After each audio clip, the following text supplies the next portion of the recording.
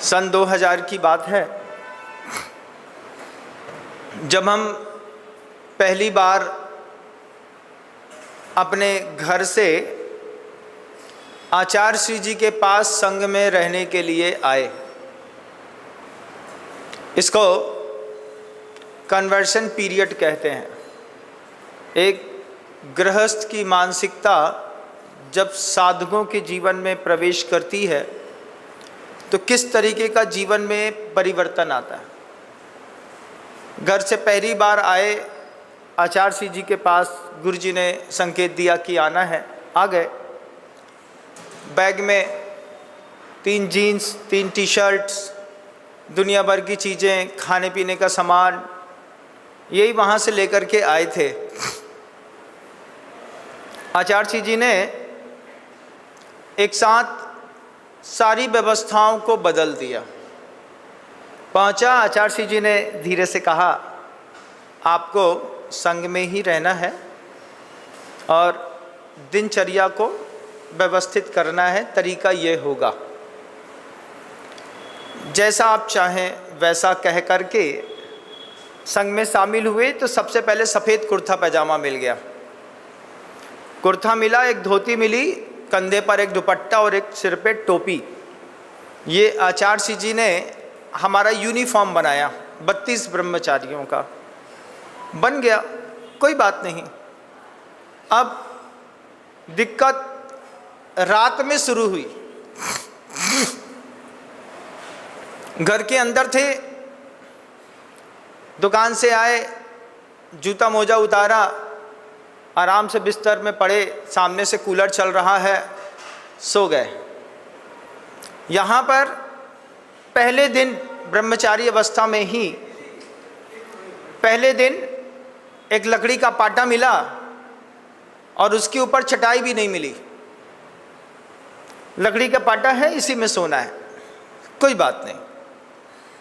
सोने के लिए गए तो जो बड़े ब्रह्मचारी जी साथ में थे, उन्होंने हम लोगों को समझाना शुरू किया कि साधक जीवन के कुछ कॉमन सेंस होते हैं, सोने की भी एक कला होती है। मुझे तो अभी तक यही पता था कि शरीर थक जाए, बिस्तर में पड़ जाओ और शांति से सो जाओ। अब जैसे ही सो रहा था, सोने की तैयारी किया, तो बड़े ब्रह्मचारी जी ने कह दिया, सोने की कला, डू यू नो?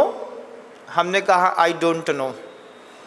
जैसे मैंने कहा आई डोंट नो, सामने वाला कहता है तो फिर समझो, जब कभी भी सोते हैं, सोने से पहले हाथ और पैर धो करके सोते हैं। हाथ और पैर धो करके, ठंडे पानी से धो करके सोने पर मुख भी धो लीजिए, सोने पर दुःस्वप्न नहीं आते। पहली बार पता चला कि हाथ पैर मुंह धो करके सोने पर बुरे सपने नहीं आते।